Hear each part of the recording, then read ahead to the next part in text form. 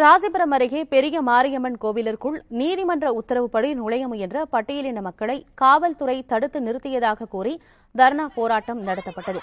விவரங்களோடு செய்தியாளர் துரைசாமி இணைந்திருக்கிறார். பேசலாம். துரைசாமி, கோவிலுக்குள்ள நுழையலாம்னு நீதிமன்றம் உத்தரவு பிறப்பிச்சிருக்கு. ஆனா எதற்காக காவல்துறையினர் தடுத்தாங்க? என்ன விவரம்? அதாவது ராசிபுரம் அடுத்த பேலுக்குச்சியில் பெரியமாரியம்மன் கோயில் தான் சம்பவமானது நடைபெற்றுக் கொண்டிருக்கிறது. 30 ஆண்டுகளுக்கு முன்பு கட்டப்பட்ட இந்த கோயிலில் ஒரு தரப்பினர் தங்களுக்கு மட்டுமே கொண்டாடி வந்த நிலையில் அவர் நீதிமன்றத்தை நாடினர்.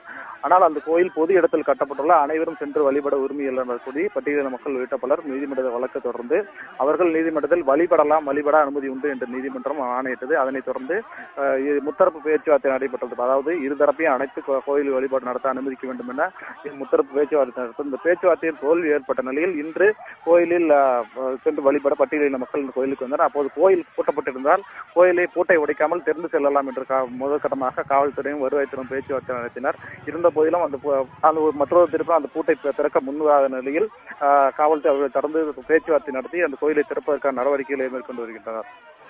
இதன் பிறகு அந்த பகுதி மக்கள் கோவிலுக்குள்ள போகலாமா? காவல்துறை இதன் பிறகு அனுமதி மறுக்க மாட்டாங்க தானே? இன்னும் சிறிது நேரத்தில் காவல்துறை மற்றும் வருவாய்த்துறை பாதுகாப்புடன் அந்த பட்டியலின மக்கள் அனைவரும் சென்று வழிபடுவதற்கான நடவடிக்கையை மேற்கொள்ள உள்ளதாகவும் காவல்துறை தரப்பில் தெரிவிக்கிறார். மேலும் வருவாய்த்துறையினர் அந்த பணியில் ஈடுபட்டு வருகின்றனர். அந்த பட்டியல் மக்களுக்கு எந்தவித பிரச்சனையும் ஏற்படாமல் இருக்கவும் காவல்துறை தொடர்ந்து பாதுகாப்பை வழங்குவதற்கான நடவடிக்கை மேற்கொண்டுள்ளதாக காவல்துறை தெரிவிக்கின்றனர். கூடுதல் விவரங்களுக்கு நன்றி துரைசாமி.